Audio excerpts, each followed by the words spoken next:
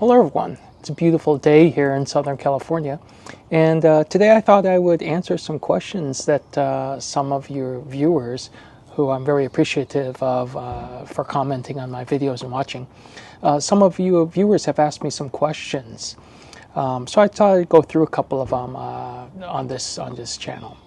So Buck P. Ba 08 asked me, is there anything I missed from my road glide that I discovered after having the Lowrider ST? And there are a few things that I do miss. The touring frame Harleys are a very smooth ride. They're obviously optimized for touring. So that ride was extremely smooth, noticeably so. Not that the Softail, my Lowrider ST here, is a bad or harsh ride at all, but the touring frame is obviously a much smoother ride.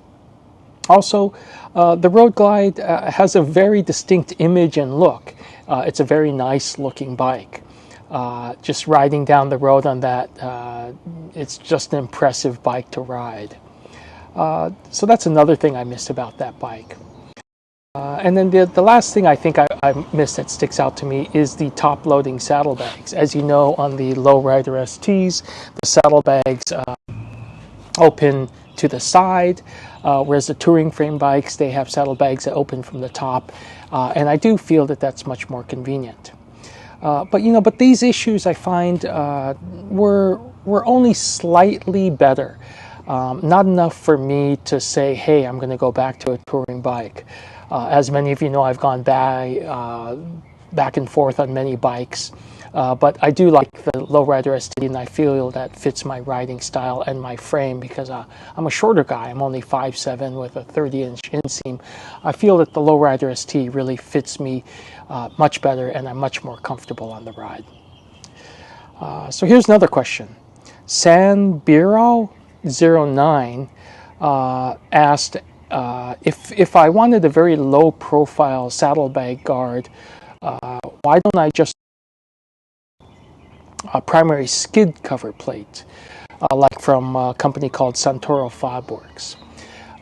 Now, some of you may know that Santoro Fabworks does make a skid plate for the primary on the other side of the bike. And it's basically a plate that goes underneath the primary cover so that if the bike were to lay down on the left side, it would protect the bike that way. And I did think about that. It looks like a very nicely well-made part, and it looks like it would certainly protect the primary cover. My only concern about it is that the primary is certainly held on with all those screws around the primary cover, the outer primary cover, and the inner primary cover. And a skid plate in that location, I believe it was only held on by 2 screws. And this is just theoretical on me thinking. If I were to rest the weight of the bike on that skid plate, I'm just not entirely sure that it might not leverage out or damage the screws on the inner primary cover. And while it's easy for me to replace an outer primary cover, replacing an inner primary cover because the screws have been damaged and no longer hold tightly or hold seal is a much more in-depth procedure. It's something you'd probably need to take to a dealer to accomplish. So I figured it would be much better, rather than risk that theoretical damage, to just go with a saddlebag guard. Again, I have no knowledge as to whether that would damage the inner primary or not, but just looking at it, it seemed to me that that might be a possibility. What else? Okay, so Tig9er09 asked me, instead of putting a magnet on your oil cleaner, why not put a Figurati Designs magnet? And that's a great question, great idea. In fact, I did think about that as well. Why not use a Figurati Designs magnetic dipstick? The only thing is that I decided to go, as you know, with with the fueling vented dipstick. And unfortunately, fueling does not make a magnetic version of their dipstick. So I can only go with one. I can either use the Figurati Designs magnetic dipstick, or I could use the fueling vented dipstick. And I decided to go ahead and go with the fueling vented dipstick because getting that water vapor out and decreasing the crank pressure seemed like more of a priority for me. And then plus I could put a magnet on the oil filter to take care of those particulates. Now, if fueling came out with a magnetic vented dipstick, I'd be all over that in a second. Or I guess conversely, if Figurati Designs came out with a vented magnetic dipstick for their line, I think I'd be all over that as well. So if fueling or Figurati are listening, I think that would be a great idea to incorporate those two ideas.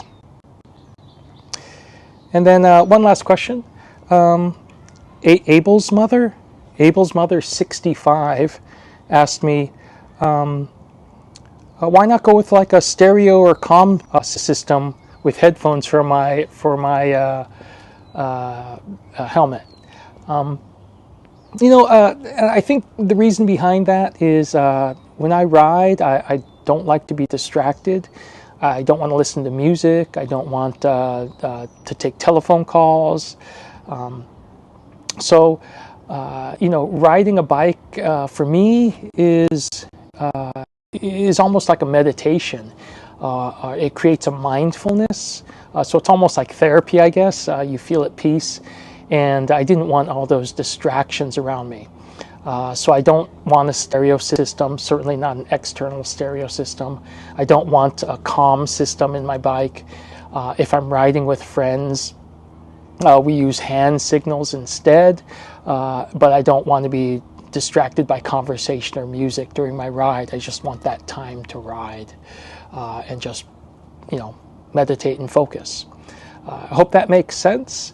I'll be doing a future video taking some questions. So if you have any questions that you want to ask me, please feel free to email me or send me a comment, and I'll see if I can't incorporate that in future videos.